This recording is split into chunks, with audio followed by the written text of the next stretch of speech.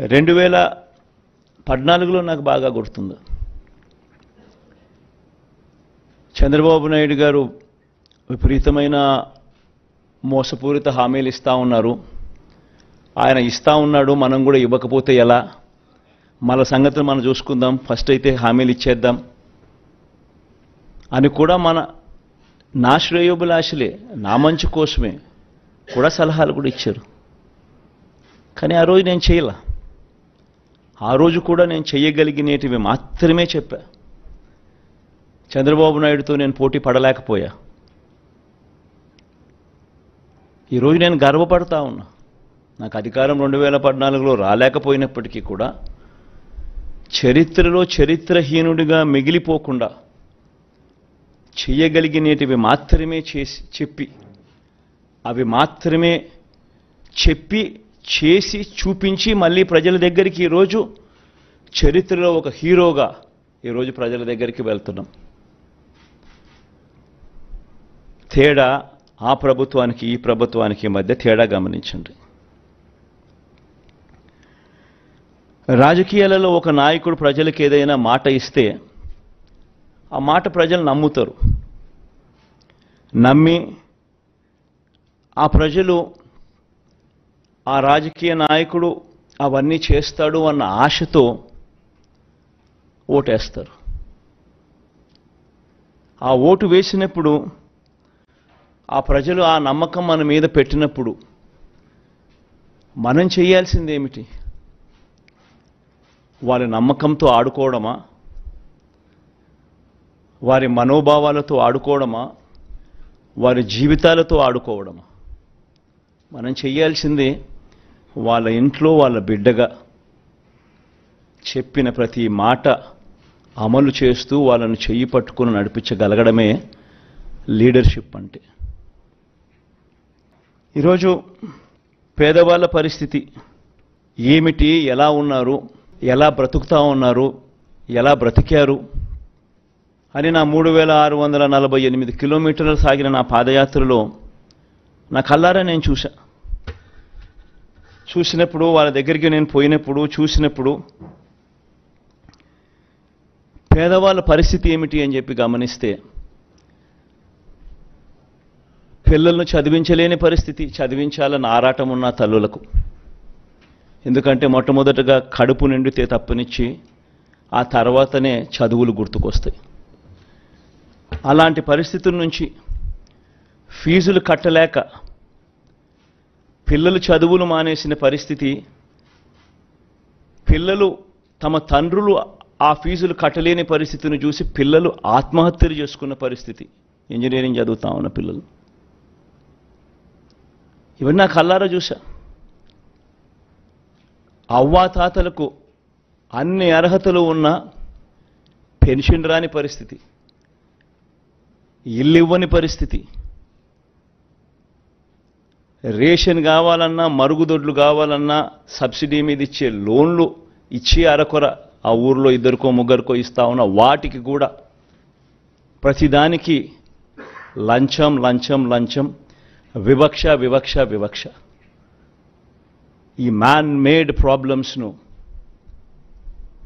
రాజకీయ నాయకులు సృష్టించిన ప్రాబ్లమ్స్ను, రాజకీయ పార్టీలు సృష్టించిన ప్రాబ్లమ్స్కు, ఈ ప్రాబ్లమ్స్తో వ్యవస్థలు ఎలా, ఈ వ్యవస్థల వల్ల ఎలా పేదవాడి బ్రతుకు అతలాకుతలమైందో నా కళ్ళారా చూశా. 2019లో మన పార్టీ అధికారంలోకి వచ్చినప్పటి నుంచి ఈ రోజు వరకు ప్రతి అడుగు కూడా నేను చూసిన ఆ సమస్యలకు సొల్యూషన్ వెతుకుతూ ఆ సొల్యూషన్ను మేనిఫెస్టోలో పెట్టి ఆ సొల్యూషన్ను తీసుకొస్తూ ఈ 58 నెలల పాలన సాగింది. కోవిడ్ లాంటి మహమ్మారి 2 సంవత్సరాలు పూర్తిగా రాష్ట్ర ఆర్థిక పరిస్థితులు అతలాకుతలమైన, రావాల్సిన ఆదాయాలు రాకపోయినా, అనుకోని ఖర్చులు పెరిగిన, ఇవన్నీ జరిగిన సాకులు చూపలేదు.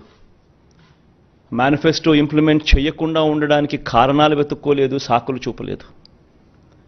ఎన్ని సమస్యలు వచ్చినా, ఎన్ని సమస్యలు ఉన్నా ఎక్కడా సాకులు చూపకుండా చిరునవ్వుతోనే ప్రజలకు తోడుగా ఉన్నాం, ప్రజలకు అండగా నిలబడ్డాం.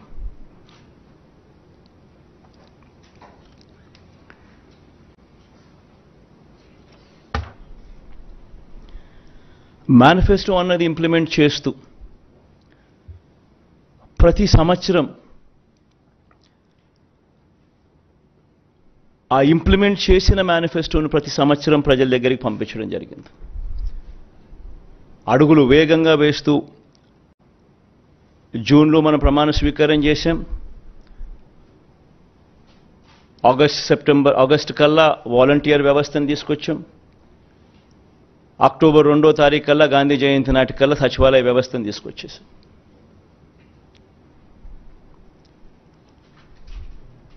తీసుకువచ్చి గ్రామ స్వరాజ్యానికి అర్థం చెబుతూ ఎక్కడ లంచాలు లేకుండా, ఎక్కడ వివక్ష లేకుండా ప్రతి పథకము బటన్ నొక్కడం, నేరుగా నా అక్క చెల్లెమ్మల చేతికి వారి కుటుంబాల ఖాతాల్లోకి వెళ్ళిపోయే పరిస్థితి తీసుకొని రావడం.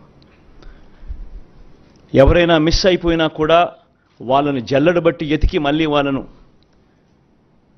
మిస్సింగ్కి అవకాశం లేకుండా వాళ్లకు ఛాన్స్ ఇస్తూ మళ్ళీ వాళ్ళకు తోడుగా నిలబడ్డాం. మొట్టమొదటిసారిగా బహుశా భారతదేశ చరిత్రలో బహుశా ఎప్పుడూ కూడా జరగలేదేమో, ప్రజలకు మంచి చేయడమే కాకుండా ప్రతి సంవత్సరం అది పంపించడమే కాకుండా ఎమ్మెల్యేలను కూడా, ఎప్పుడో ఎన్నికలప్పుడు గడప గడపకు వెళ్ళడం కాదు, ఎమ్మెల్యేలను కూడా ప్రజల దగ్గరికి ముందుగానే, ఎన్నికలకు 2-3 సంవత్సరాల ముందుగానే వాళ్ళను కూడా గడప గడపకు తిప్పుతూ ప్రజలకు జరిగిన మంచిని ప్రతి ఇంట్లోనూ ఈచ్ ఇండివిజువల్కు, ఈచ్ హౌస్కు రాసిన లెటర్లు తీసుకొని పోయి ఆ ప్రతి లెటరు వాళ్ళే ఇచ్చి, అక్క చెల్లి ఇవన్నీ జరిగాయి కదమ్మా, సంతోషంగా ఉన్నారా అని చెప్పి ఎమ్మెల్యేలు సైతం వాళ్ళ దగ్గరికి వెళ్ళి వాళ్ళ బ్లెస్సింగ్స్, ఆశీర్వాదాలు తీసుకునే కార్యక్రమం బహుశా దేశ చరిత్రలో ఎప్పుడూ కూడా జరగల. ఈ 58 నెలల్లోనే అది కూడా జరిగింది.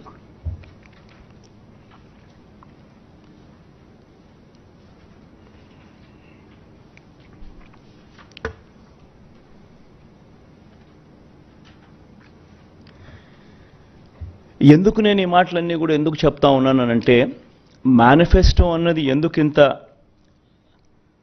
పవిత్ర గంధము, దానికింత శాంక్టిటీ ఎందుకు ఉండాలి అని అంటే కారణం ఏంటనంటే, ఆ మేనిఫెస్టోలో మనం చెప్పిన వాగ్దానాలు, ఆ మేనిఫెస్టోలో మనం చెప్పిన మాటలతో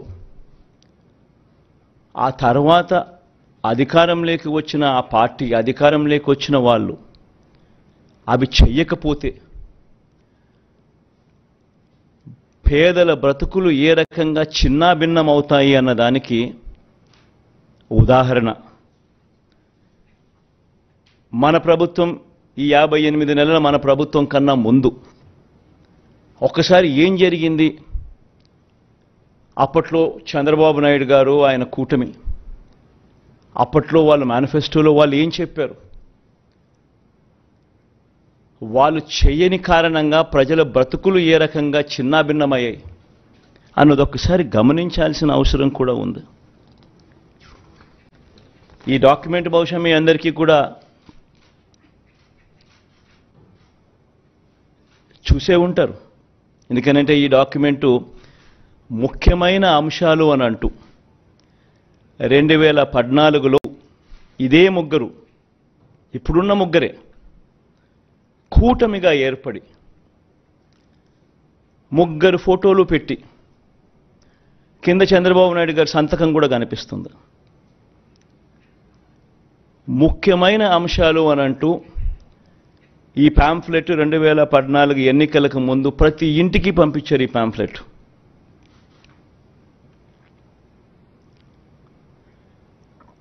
ప్రతి ఇంటికి పంపించిన ఈ పాంఫ్లెట్ను చూసి, వీళ్ళిచ్చిన టీవీలలో వీళ్ళిచ్చిన అడ్వర్టైజ్మెంట్లను చూసి అప్పట్లో ఈనాడులో చూస్తే, ఆంధ్రజ్యోతిలో చూసిన, ఏబిఎన్లో చూసిన, టీవీ5లో చూసిన అడ్వర్టైజ్మెంట్లు కూడా ఊదరగొట్టేవాళ్ళు.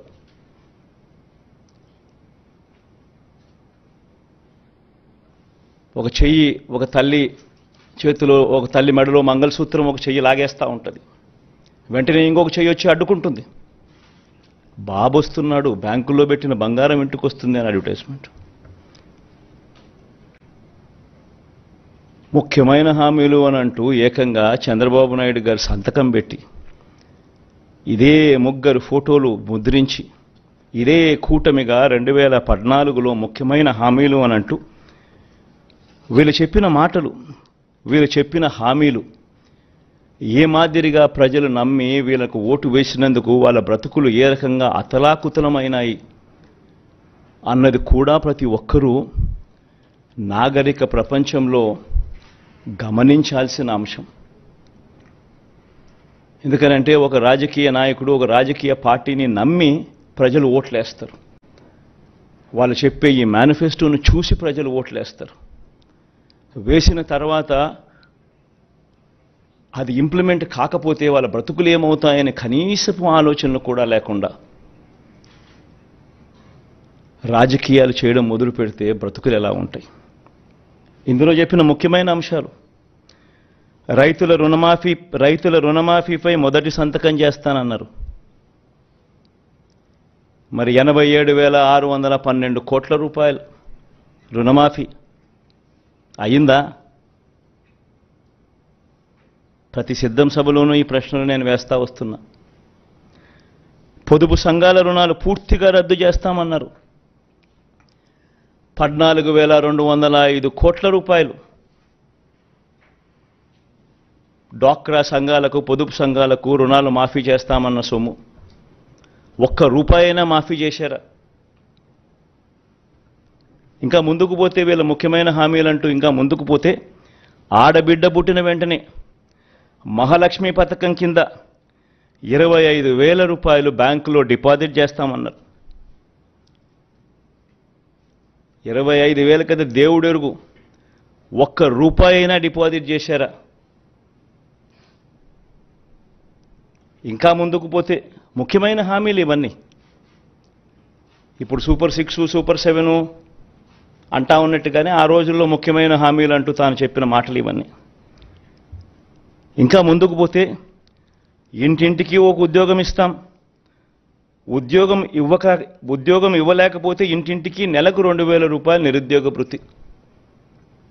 5 సంవత్సరాలు అంటే 60 నెలలు ఇంటూ నెలకు 2,000 రూపాయలు అంటే 1,20,000 రూపాయలు. ఏ ఇంటికి ఇచ్చారు 1,20,000 రూపాయలు? పిల్లల జీవితాలతో ఆడుకున్నారు. అర్హులైన వారందరికీ 3 సెంట్ల స్థలం, పక్కా ఇల్లు అన్నారు, కట్టుకునేందుకు పక్కా ఇల్లు అన్నారు. 3 సెంట్ల స్థలం కదా దేవుడు ఎరుగు, కనీసం 1 సెంటు స్థలమైనా ఏ ఒక్కరికైనా ఇచ్చారా? ముఖ్యమైన హామీలు ఇవన్నీ. నేను చదివే ప్రతి అంశము కూడా ఆయన సంతకం పెట్టి, 3 ఫోటోలు పెట్టి, ఇంటింటికి పంపించిన ఈ పాంఫ్లెట్లో నుంచి ముఖ్యమైన హామీలు అని అంటూ వీళ్ళు రాసిన హామీలే నేను చదువుతా ఉన్నా. 10,000 కోట్లతో బీసీ సప్లాన్ అన్నారు. చేనేత, పవర్ లూమ్స్ రుణాల మాఫీ అన్నారు. అయ్యాయా? ఉమెన్ ప్రొటెక్షన్ ఫోర్స్ ఏర్పాటు చేస్తామన్నారు. చేశారా? సింగపూర్కు మించి అభివృద్ధి చేస్తామన్నారు. జరిగిందా? ప్రతి నగరంలోనూ హైటెక్ సిటీ నిర్మిస్తామన్నారు. విజయవాడలో కనిపించడం లేదు. తాడేపల్లి కథ దేవుడు ఎరుగు, ప్రతి నగరం కథ కనీసం విజయవాడలో కనిపించడం లేదు. ప్రతి నగరం అన్నారు. నేను చెప్పేది ఒకటి, ప్రజలు మిమ్మల్ని నమ్మి మీకు ఓట్లు వేస్తే ముఖ్యమైన హామీలు అని అంటూ మీరు చెప్పిన వీటి పరిస్థితుల్లో కనీసం ఇందులో ఒక్కటంటే ఒక్క హామీ అయినా నెరవేర్చారా? పోనీ ప్రత్యేక హోదా అయినా తెచ్చారా? దాన్ని అమ్మేశారు.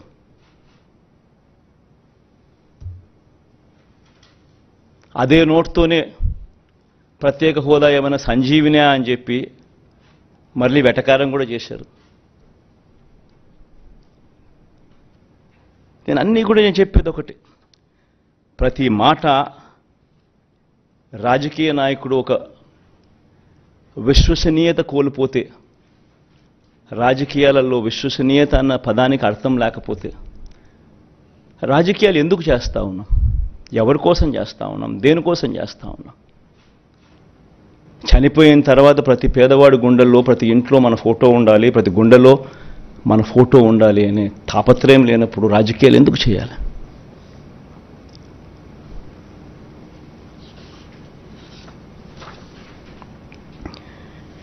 ₹87,612 కోట్ల రుణాలు మాఫీ చేస్తానని చెప్పిన పెద్ద మనిషి 87,612 కోట్ల రుణాల కథ దేవుడు ఎరుగు. బ్యాంకుల్లో పెట్టిన బంగారం విడిపిస్తానన్న మాటలకు దేవుడు ఎరుగు. అంతదాకా అందుతా ఉన్న సున్నా వడ్డీ కూడా రైతులకు ఎగరగొట్టారు.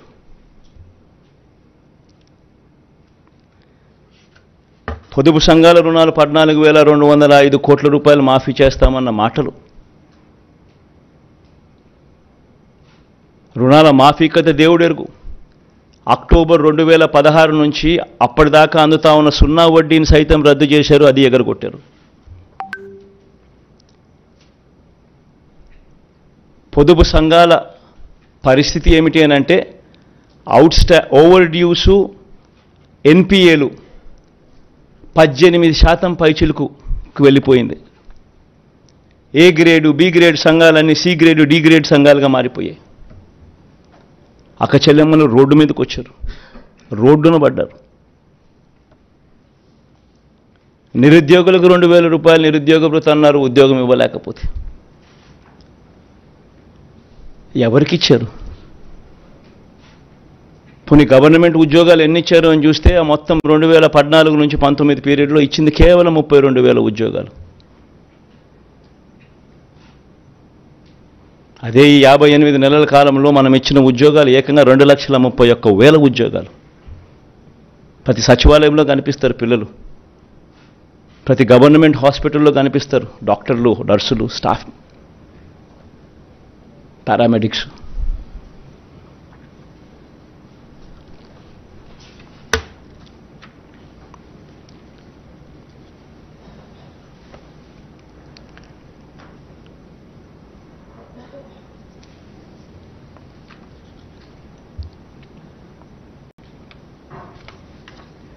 ఈరోజు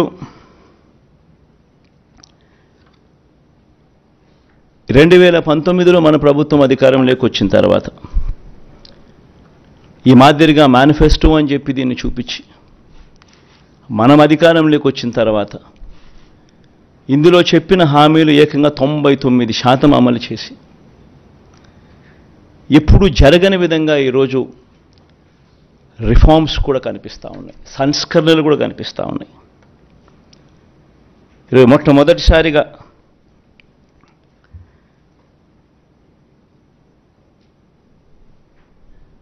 వాలంటీర్లు, గ్రామ సచివాలయాలు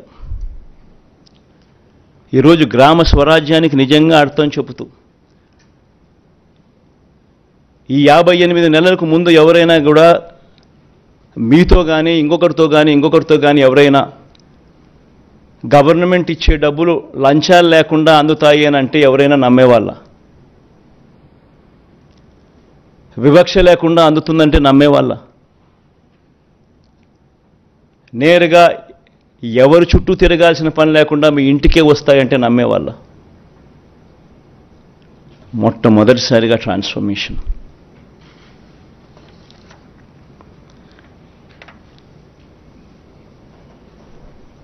మొట్టమొదటిసారిగా సామాజిక న్యాయానికి అర్థం చెబుతూ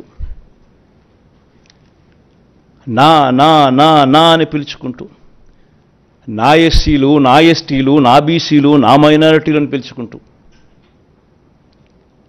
మొట్టమొదటిసారిగా సామాజిక న్యాయం కనపడేట్లుగా ఈరోజు డిస్ప్లే అవుతూ ఉంది. 68% మంత్రి పదవులు ఈరోజు ఎస్సీ, నా ఎస్టీ, నా బీసీ, నా మైనారిటీ వర్గాలే. 5 మంది డిప్యూటీ సీఎంలలో 4 డిప్యూటీ సీఎంలు నేను నా నా నా నా అని పిలుచుకునే ఈ వర్గాలే. ఏకంగా చట్టం చేసి 50% రిజర్వేషన్లు అమలయ్యేట్టుగా చేసిన పరిస్థితులు కూడా ఈ 58 నెలల కాలంలోనే. పదవులు అయితేనేమి, నామినేషన్ మీద ఇచ్చే వర్కులు అయితేనేమి. మొట్టమొదటిసారిగా 175 అసెంబ్లీ స్థానాలుంటే, 25 ఎంపీ స్థానాలుంటే, ఉన్న 200 స్థానాలకు గాను మొట్టమొదటిసారిగా ఏకంగా 50%, అంటే 100 స్థానాలు నా ఎస్సీ, నా ఎస్టీ, నా బీసీ, నా మైనారిటీ వర్గాలకు ఇచ్చిన చరిత్ర ఈ ఆంధ్ర రాష్ట్రంలో ఎప్పుడైనా జరిగిందా? కొన్ని దేశంలో ఎక్కడైనా జరిగిందా? ఎవరైనా ఏ రాజకీయ పార్టీ అయినా ఇచ్చిందా? 50%. సామాజిక న్యాయం అన్నదానికి ఒక అర్థం చెబుతూ మాటల్లో కాదు చేతల్లో చూపించిన పాలన కూడా ఇక్కడే జరిగింది.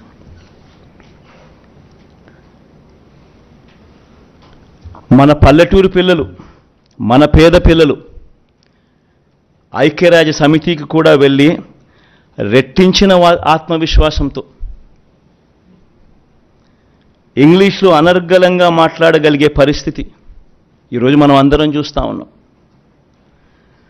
ఫస్ట్ క్లాస్లో ఐబీతో మొదలవుతా ఉంది ప్రయాణం. గవర్నమెంట్ బడులు నాడు నేడుతో రూపురేఖలు మారాయి. ఇంగ్లీష్ మీడియం ఈరోజు గవర్నమెంట్ బడుల్లో ఒక హక్కుగా అందుబాటులోకి వచ్చింది. మరో 10 సంవత్సరాలలో ఇదే పాలన కొనసాగితే మరో 10-15 సంవత్సరాలలో జరగబోయే మార్పులు ఒక్కసారి గమనించండి, ఒకసారి ఊహించండి. మరో 10-15 సంవత్సరాలు ఇదే పాలన కొనసాగితే ఈరోజు 1వ తరగతి పిల్లాడు ఐబీ ఫస్ట్ క్లాస్ ఈరోజు జాయిన్ అవుతున్నాడు. 2035న 10th క్లాస్లో ఆ పిల్లోడు ఐబీ ఎగ్జామ్ రాస్తాడు. ఈరోజు మొట్టమొదటిసారిగా ప్రఖ్యాత విశ్వ విద్యాలయాలు, universities, Oxford, Stanford, Harvard, MIT, LSC వంటి యూనివర్సిటీస్తో వారికి సంబంధించిన కోర్సులు ఈరోజు మన డిగ్రీలకు అనుసంధానం చేసి ఆన్లైన్ ద్వారా వాళ్ళ చేతనే సర్టిఫికెట్లు ఇచ్చే గొప్ప అనుసంధానం మన డిగ్రీలతో ఇప్పుడు జరిగింది. 10 సంవత్సరాలకు 2035 నాటికి ఐబీలో 10th క్లాస్ సర్టిఫికెట్ తీసుకుంటారు మన పిల్లలు. ఆ తర్వాత 4-5 ఏళ్లకు డిగ్రీ పాస్ అవుతారు. ఆ డిగ్రీ కూడా కరికులం కూడా వాళ్ళు చదివే కోర్సుల్లో దాదాపుగా 30% కోర్సులు ఏ హార్వర్డ్ నుంచో, ఏ ఆక్స్ఫర్డ్ నుంచో, ఏ స్టాన్ఫోర్డ్ నుంచో సర్టిఫికెట్లు వస్తాయి. ఆ 10-15 సంవత్సరాల 10 నుంచి 15 సంవత్సరాల తర్వాత ఆ చదువులతో, ఆ క్వాలిటీ చదువులతో పిల్లాడు భావి ప్రపంచంలోకి వచ్చి ఉద్యోగం కోసం ఎతకడం మొదలు పెడితే పరిస్థితి ఏమిటి? ఆ పేదలు అనర్గళంగా ఇంగ్లీష్లో మాట్లాడుతూ ఉద్యోగాల కోసం వాళ్ళు అప్లికేషన్ పెడితే పరిస్థితి ఏమిటి? పేదరికం అన్నది మటుమాయమయ్యే పరిస్థితులు.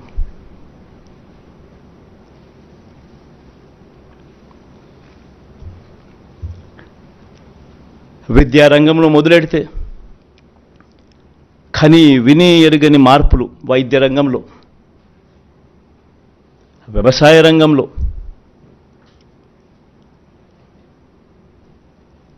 మహిళా సాధికారత విషయంలో, అవ్వాతాతల సంక్షేమంలో, సామాజిక న్యాయంలో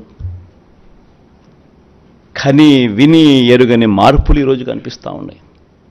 ఒక గ్రామంలోకి అడుగు పెడితే ఆ గ్రామం నుంచి 4 అడుగులు ముందుకు వేస్తే ఒక సచివాలయం కనిపిస్తుంది.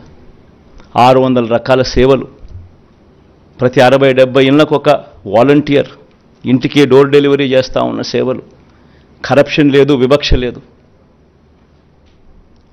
4 అడుగులు ముందుకేస్తే అదే గ్రామంలో village clinic, family doctor concept, ఆరోగ్య సురక్ష ప్రతి ఇంటికి జల్లడబడుతూ, విస్తరించిన ఆరోగ్యశ్రీ, ఆరోగ్య ఆశ్ర, మరో 3 అడుగులు ముందుకు, మరో 4 అడుగులు ముందుకు వేస్తే అక్కడే ఆర్బీకే రైతు భరోసా కేంద్రం, రైతన్నలను చెయ్యి పట్టుకొని నడిపిస్తూ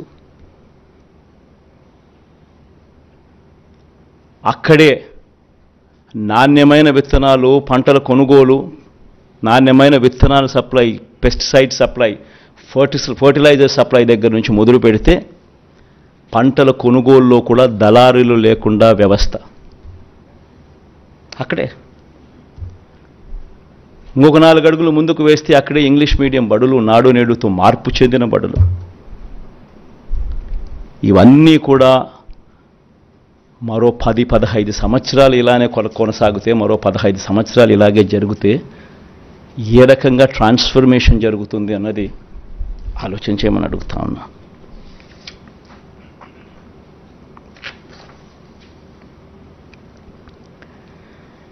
ఈరోజు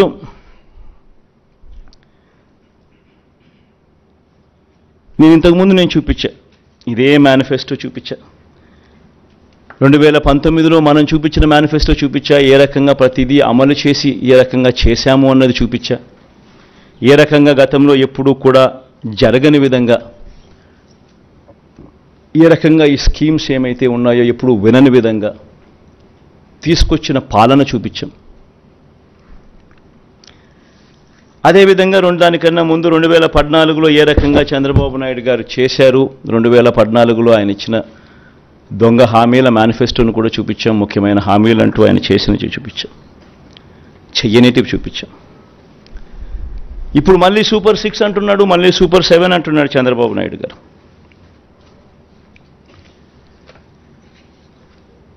ఈ సూపర్ 6లకు, ఈ సూపర్ 10లకు, ఈ సూపర్ 6లకు చంద్రబాబు చెప్పే ఈ సూపర్ 10లకు అసలు ఎంత ఖర్చు అవుతుంది? ఇది సాధ్యమేనా? మళ్ళీ చంద్రబాబు నాయుడు గారు 2014లో మాదిరిగానే చంద్రబాబు నాయుడు గారు మళ్ళీ ఇదే హిస్టరీ రిపీట్స్, మళ్ళీ ఇదే కూటమి, ఇదే సంతకం, మళ్ళీ ఇదే హిస్టరీ రిపీట్స్, మళ్ళీ మోసం చేసేందుకు ఇదే మాదిరిగా సూపర్ 6, సూపర్ 10 అంటూ మళ్ళీ ప్రజల జీవితాలతో చెలగాటలాడడం, దానికి అయ్యే ఖర్చు సాధ్యమేనా అన్నది ఒక్కసారి గమనించినట్టయితే, నేను ఒకసారి చెప్తా ఉన్నా, 19లో ఎప్పుడూ చూడని విధంగా, ఎప్పుడూ జరగని విధంగా ఈ 2019లో మనం ఇంప్లిమెంట్ చేసిన ఈ స్కీమ్స్, ఇంప్లిమెంట్ చేసిన మన ఈ రిఫార్మ్స్, ఇంప్లిమెంట్ చేసిన ఈ మేనిఫెస్టో సంవత్సరానికి దాదాపుగా డీబీటీ, నాన్ డీబీటీ రెండు కలిపితే కూడా, అంటే నాన్ డీబీటీ అంటే ఇళ్ల స్థలాలు, ట్యాబ్స్, పిల్లలకి ఇచ్చే ట్యాబ్స్, విద్యా కానుక, గోరుముద్ద, ఇటువంటివన్నీ. ఈ డీబీటీ, నాన్ డీబీటీ రెండు కలిపితే కూడా సంవత్సరానికి దాదాపుగా 70,000 కోట్ల రూపాయలు మనం ఖర్చు అయింది. ఎక్కడ లంచాలు లేకుండా, ఎక్కడ వివక్ష లేకుండా, ఎప్పుడు జరగని విధంగా మార్పులు తీసుకొస్తూ అడుగులు ముందుకు వేస్తే, గతంలో ఆంధ్ర రాష్ట్ర చరిత్రలో ఎప్పుడు చూడని విధంగా పరిపాలన జరిగితే, ఈ మాదిరిగా ఎంతో కష్టపడితే 70,000 కోట్ల రూపాయలు దాదాపుగా మనం ఇవ్వగలిగాం. ఈరోజు చంద్రబాబు చెప్తా ఉన్న డీబీటీ సూపర్ 6, సూపర్ 10లు ఒకసారి గమనిస్తే, ఆయన చెప్తా ఉన్న ఈ సూపర్ 6లు, సూపర్ 10లే 1,21,619 కోట్లు అవుతా ఉన్నాయి. ఈ 1,20,619 కోట్ల రూపాయలకు కొన్ని పథకాలు ఏదైతే జగన్ చేస్తూ ఉన్నాడో అది ఆపడం ఎవరి చేత కాదు. అటువంటి కొన్ని పథకాలు ఉన్నాయి. అటువంటి పథకాలు, నెక్స్ట్ స్లైడ్, అటువంటి కొన్ని పథకాలు చూడండి. ఫీజు రీయింబర్స్మెంటు, ఈరోజు పూర్తి ఫీజు రీయింబర్స్మెంటు జగనన్న విద్యాదేవని ఇస్తూ ఉన్నాడు, వసతిదేవని ఇస్తూ ఉన్నాడు. దాన్ని ఆపడం ఎవరి చేత కాదు. ఆరోగ్యశ్రీ ఇస్తూ ఉన్నాడు జగన్, దాన్ని ఆపడం ఎవరి చేత కాదు. సంపూర్ణ పోషణం ఇస్తూ ఉన్నాడు, అంటే లాక్టేటింగ్ మదర్సు, ప్రెగ్నెంట్ మదర్సు, 6 ఏళ్ల దాకా ఉన్న పిల్లలకు సంబంధించిన సంపూర్ణ పోషణం ఆపడం ఎవరి చేత కాదు. ఫ్రీ రైస్ ఇస్తూ ఉన్నాడు జగన్. కేంద్రం ఇస్తూ ఉన్నది ఒక పర్సంటేజే, మిగిలింది రాష్ట్ర ప్రభుత్వం ఇస్తూ ఉంది. 1,48,00,000లో కేంద్రం అప్రాక్సిమేట్గా 90 లక్షలకి ఇస్తుంది, మిగతాటి అన్ని మనం ఇస్తాం. అది కూడా మనం క్వాలిటీ పెంచి ఇస్తూ ఉన్న బియ్యం. సో దానికి ఖర్చు 18,50,000 మంది రైతన్నలకు ఫ్రీ ఎలక్ట్రిసిటీ ఇస్తూ ఉన్నాం. రైతన్నలకు గోరుముద్ద, చిన్నపిల్లలకు పెట్టే గోరుముద్ద జగన్ చేస్తూ ఉన్నాడు, చేయక తప్పదు దేవుడికి. ఇటువంటి ఈ పథకాలకు మరో 29,100 కోట్లు ఏ ప్రభుత్వమైనా చేయక తప్పని ఖర్చు. రెండు కలిపితే 1,50,718 కోట్లు. నేను అడుగుతా ఉన్నా, జగన్ ఎంతో కష్టపడితే ఎప్పుడు జరగని విధంగా పాలన చూపిస్తే 70,000 కోట్ల రూపాయలు చాలా కష్టపడితే చేయగలుగుతా ఉన్నాడు. మరి 1,50,000 కోట్ల రూపాయలతో ఆయన సూపర్ 6 అంటాడు, సూపర్ 10 అంటాడు. ఈ మాదిరిగా ప్రజలను అడ్డగోలుగా మళ్ళీ మోసం చేసేందుకు అడుగులు ముందుకు వేస్తూ ఉన్నారు అని అంటే ఇది సాధ్యమయ్యేదేనా? సాధ్యం కాదని తెలిసి ఒక రాజకీయ నాయకుడు ఈ మాదిరిగా రిపీటెడ్గా, I repeat that word, habitual offender, I repeat that word, 2014లో ముఖ్యమైన అంశాలంటూ ఈ మాదిరిగా సంతకం పెట్టి ఇంటింటికి పంపించి ముఖ్యమైన అంశాలంటూ మోసం చేసిన ఈ వ్యక్తి, ఇదే కూటమిలో ఉన్న ఇదే ముగ్గురి ఫోటోలు పెట్టి తన సంతకం పెట్టి మోసం చేసిన ఈ వ్యక్తి మళ్ళీ ఇదే హిస్టరీ రిపీట్స్ అన్నట్టుగా మళ్ళీ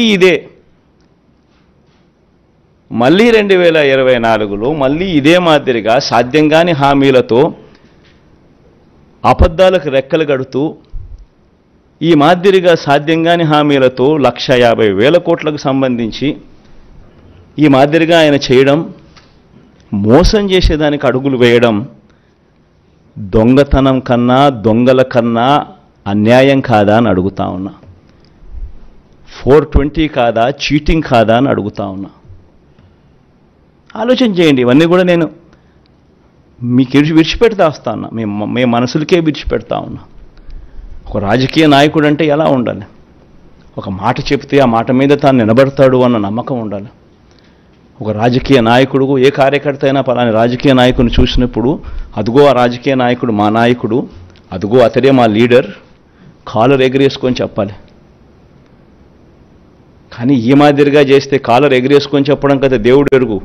ప్రజలు ఎక్కడన్నా కనిపెడితే ఎలక్షన్లు అయిపోయిన తర్వాత ప్రజలు అక్కడ వస్తున్నారంటే ఈ దొడ్డిదావరం ఈ పక్క పోయే కార్యక్రమం జరుగుతుంది.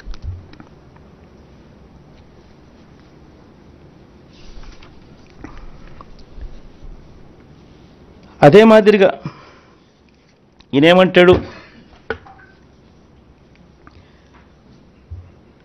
మనం చెప్తా ఉన్న ఈ 70,000 కోట్లకు అదనంగా 80,000 కోట్ల రూపాయలు అదనంగా చెప్తా ఉన్నాడు. సాధ్యం కాదని తెలిసినా కూడా తాను చెప్తా ఉన్నాడు. ప్రతి సందర్భంలోనూ చంద్రబాబు నాయుడు ఏమంటాడు, నేను సంపద సృష్టిస్తాను, జగన్ చేయలేకపోయాడు, నేను సంపద సృష్టిస్తాను, నేను సంపద సృష్టిస్తా కాబట్టి నేను చేయగలుగుతాను అని చెప్పి నిస్సిగ్గుగా తన అబద్ధాన్ని తాను డిఫెండ్ చేసుకుంటాడు. తాను చెప్పే మోసాలను అబద్ధాలను డిఫెండ్ చేసుకుంటాడు నిస్సిగ్గుగా. పోనీ నిజంగానే ఏ స్థాయిలో సంపద సృష్టించాడు, ఆయన పరిస్థితి ఏమిటి అని ఒకసారి ఈ 14 ఏళ్ళ తన పరిపాలన ఒకసారి చూద్దాం. ఆ రెడ్ లైట్స్లో పెట్టినదంతా ఆయన పరిపాలనే, ఆ 14 ఏళ్ళ ఆయన పరిపాలన మీరే గమనించండి. ఆయన పరిపాలన చేసిన ఏ సంవత్సరంలో అయినా రెవెన్యూ సర్ప్లస్ ఉందా? ఆయన పరిపాలన చేసిన ఏ సంవత్సరంలో అయినా మీరు చూడండి రెవెన్యూ డెఫిసిట్. మళ్ళీ రెవెన్యూ ఎక్స్పెండిచర్కే రెవెన్యూ డెఫిసిట్ అవుతా ఉన్నప్పుడు నువ్వు సంపద ఎక్కడి నుంచి సృష్టించావు, ఎక్కడ నీ గత జీవితంలో ఎప్పుడు సృష్టించావు అని అడుగుతా ఉన్నా.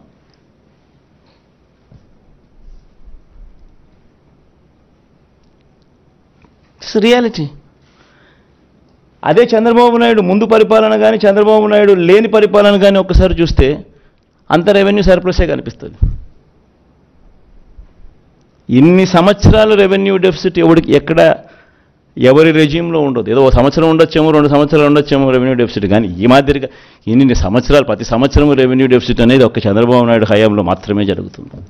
మళ్ళా ఇది రియాలిటీ అయి కనిపిస్తూ ఉండగానే సంపద సృష్టిస్తానంటాడు. సృష్టించలేదు అని చెప్పి లెక్కలు చెప్తా ఉన్నాయి, కనిపిస్తూ ఉన్నాయి. ప్రతి సంవత్సరం రెవెన్యూ డెఫిసిట్ కనిపిస్తూ ఉంది ఆయన హయామంతా.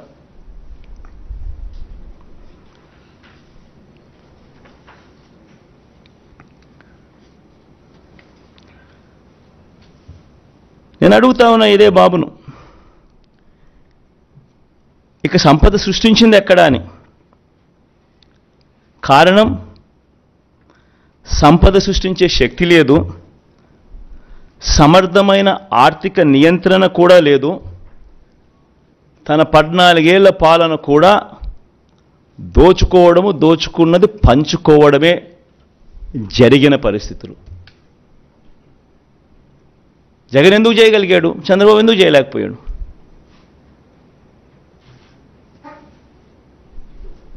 ఇక్కడ కరప్షన్ లేదు కాబట్టి, వివక్ష లేదు కాబట్టి, బటన్లు నొక్కుతున్నారు కాబట్టి అక్కడ దోచుకున్నది పంచుకోవడం.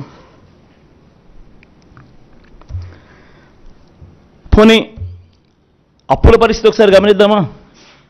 అది చూద్దాం. అప్పుల పరిస్థితులు కూడా ఇదే పెద్ద మనిషి చంద్రబాబు నాయుడు హయాంలో అప్పులు ఎంత, ఆయన ఎంత చేశాడు, జగన్ అప్పులు ఎంత చేశాడు, ఆ అప్పుల పరిస్థితి కూడా ఎంత కూడా ఒకసారి గమనిద్దాం. ఒకసారి గమనించినట్లయితే,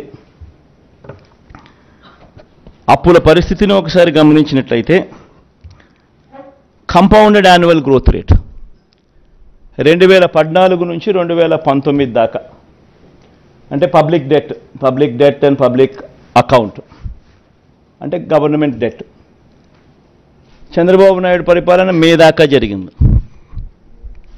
మేలో కూడా గుర్తుండే ఉంటుంది మీకు, స్కీమ్ ఏదో పెట్టాడు. సో మే దాకా జరిగిన ఆయన పాలన చూస్తే పబ్లిక్ డెట్ అంటే గవర్నమెంట్ డెట్, ఆయన అధికారంలోకి రాకమునుపు 1,18,000 ఉంటే 2,71,000కు ఎగవాకింది. అది మన రెజీమ్లో ఎంత జరిగింది అని. తర్వాత ఈ పబ్లిక్ డెట్కు తోడు government guaranteed det of public sector undertakings, అది కూడా యాడ్ చేయండి. అది యాడ్ చేస్తే 14,000 అక్కడ ముందు చంద్రబాబు నాయుడు వచ్చిన తర్వాత 59,000, మన హయాంలో 1,43,000 పెరిగింది. పోనీ అట్లా చూసుకున్నా కూడా 1,32,000, 3,30,000. పోనీ ఇది కాక ఇంకా ఫర్దర్గా ముందుకు పోదాం, non government guaranteed det of state PSUs కూడా తీసుకుందాం, అది కూడా తీసుకుందాం. దానికి చూస్తే total det of power sector corporations 29,000 కోట్లు ఉంటే ఆయన 69,000కి తీసుకుపోతే మన దాంట్లో 1,06,000 కోట్లకు పోయింది. Payables on account of power purchases, discoms liability చూసుకుంటే ఆయన హయాంలో 21,000కి ఎగబాకితే మన హయాంలో 8,500 తగ్గింది. అంటే మన డబ్బులు మనం కట్టినాం కాబట్టి మనది కొంచెం పెరిగింది అక్కడ. Total liabilities of power sector రెండు కలిపితే వచ్చే అమౌంట్, ఈ non guaranteed power liabilities and payable category 3 కూడా కలుపుకుంటే కూడా ఆయన హయాంలో 81,000కి ఎగబాకితే మన హయాంలో మనం కట్టాం కాబట్టి తగ్గి 69,000కి తగ్గింది. మొత్తంగా total state government liabilities and non guaranteed PSU liabilities కూడా కలుపుకుంటే కూడా ఎంత మన లయబిలిటీస్ ఉన్నాయని చెప్పి చూస్తే చంద్రబాబు నాయుడు హయాంలో 4,53,000 కోట్లు కాస్త 4,12,288 కోట్లకు ఎగబాకితే మన హయాంలో అది 7,03,000 కోట్లకు ఎగబాకింది. కంపౌండెడ్ యాన్యువల్ గ్రోత్ రేట్ రెండు పీరియడ్లలో కూడా చూస్తే, గ్రోత్ రేట్ ఆఫ్ డెట్ చూస్తే ఆయన హయాంలో 21.87% ఎగబాకితే మన హయాంలో మన 5 ఏళ్లలో కేవలం 12.13% మాత్రమే. మరి ఫైనాన్షియల్ డిసిప్లిన్ ఎవరికి ఉంది? ఇంకా 2-3 స్లైడ్లు చూద్దామా? ఇంకొక స్లైడ్ కూడా చూద్దాం. ఇంకొక స్లైడ్ ఏమిటి అని అంటే క్యాపిటల్ ఎక్స్పెండిచర్. ఎప్పుడైనా చంద్రబాబు ఏమంటాడు, నేను స్కీములకు పెట్టలేదు, నేను క్యాపిటల్ ఎక్స్పెండిచర్కి పెట్టాను, అందుకనే నా దాంట్లో ఎక్కువ, అందుకే నేను చేయలేకపోయాను, ఇంకో మాట మాట్లాడతాడు. పోనీ అక్కడ చూద్దాం క్యాపిటల్ ఎక్స్పెండిచర్ ఎవరి హయాంలో ఎంత జరిగింది. ఎవడి హయాంలో నాడు నేడు జరిగాయి, ఎవడి హయాంలో హాస్పిటల్ బాగుపడ్డాయి, ఎవడి హయాంలో స్కూళ్ళు బాగుపడ్డాయి, ఎవడి హయాంలో క్యాపిటల్ ఎక్స్పెండిచర్ జరిగింది?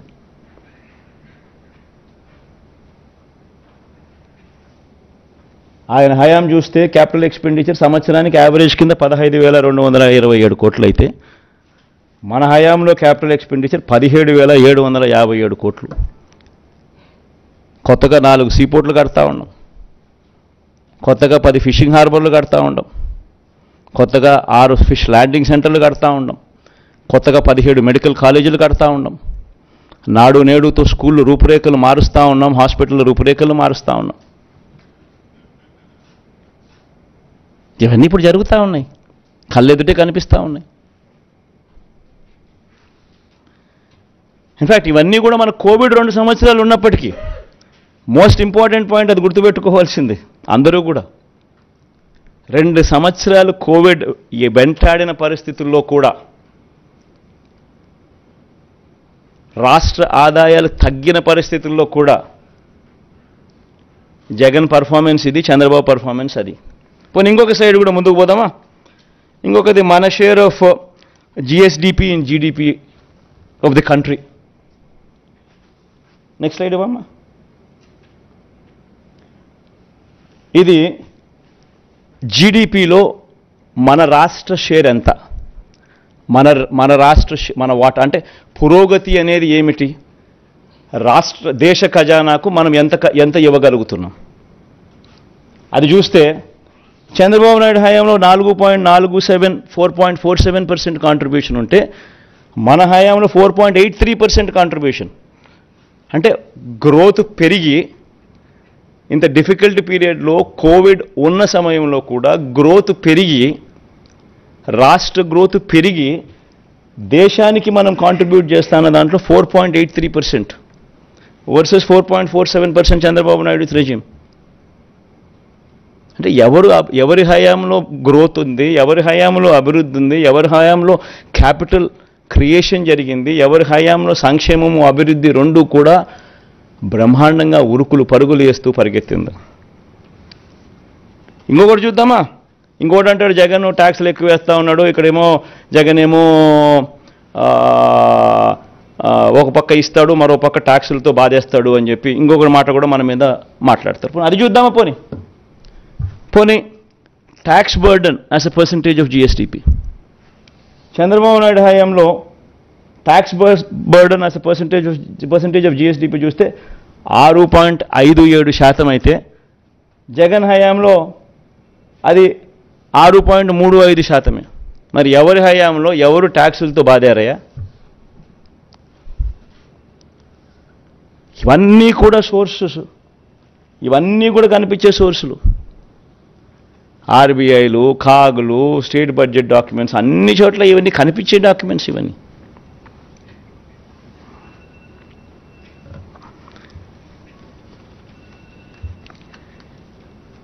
అంటే ఇవన్నీ కూడా ఎందుకు చెప్తా ఉన్నాను అనంటే అబద్ధానికి వీళ్ళంతా కూడా రెక్కలు కట్టి వీళ్ళంతా ఏ మాదిరిగా దాన్ని మోసం చేయడానికి అడుగులు ముందుకు వేస్తూ ఉన్నారు. ఇది ధర్మమేనా అని ప్రతి ఒక్కరూ కూడా ఆలోచన చేయాలి కాబట్టి చేస్తా ఉన్నా. ఈరోజు ఈ మాటలన్నీ కూడా నేను చెబుతూ ఒకటే ఒక విషయం చెప్తా ఉన్నా. జగన్ అబద్ధలాడ్డు, జగన్ మోసం చేయడు, చేయలేకపోతే చేయలేనని చెప్తాడు తప్పనిచ్చి జగన్ ఎప్పుడు అబద్ధలాడ్డు, జగన్ ఎప్పుడు మోసం చేయడు. పేదలకు ప్రేమించే విషయంలో, పేదలను అభిమానించే విషయంలో మేనిఫెస్టోలో పెట్టినా పెట్టకపోయినా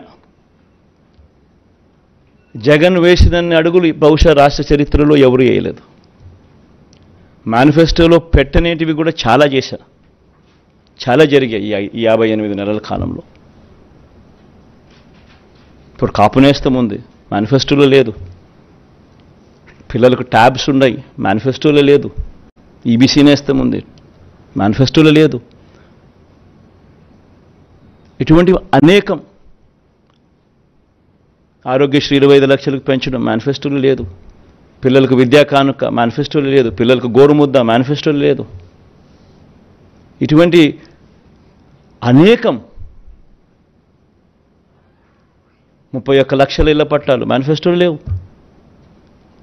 అనేకం చేశాం. సో ప్రతి ఒక్కరికి కూడా నేను ఈ సందర్భంగా మనవి చేసేది ఒకటే, ఈరోజు ఉన్న పరిస్థితుల దృష్ట్యా ఏ మేరకు చేయగలుగుతామో ఆ మేరకు నేను చెప్పగలుగుతున్నా. అబద్ధాలతో చంద్రబాబుతో నేను పోటీ పడదలుచుకోలేదు. ఎందుకనంటే అది అబద్ధాలని తెలిసినప్పుడు ఆ అబద్ధాలతో పోటీ పడడం ధర్మం కాదు. కాబట్టి చేయగలిగినవి మాత్రమే జగన్ చెప్తాడు. అవకాశము వెసులుబాటు ఏమాత్రం ఉన్నా కూడా, ఇంకొక మాట కూడా మళ్ళీ చెప్తా ఉన్నా, అవకాశము వెసులుబాటు ఏమాత్రం ఉన్నా కూడా జగన్ ప్రతి పేదవాడి కోసం అడుగులు ఖచ్చితంగా వేస్తాడు అని మాత్రం ఈ సందర్భంగా ఖచ్చితంగా తెలియజేస్తా ఉన్నా.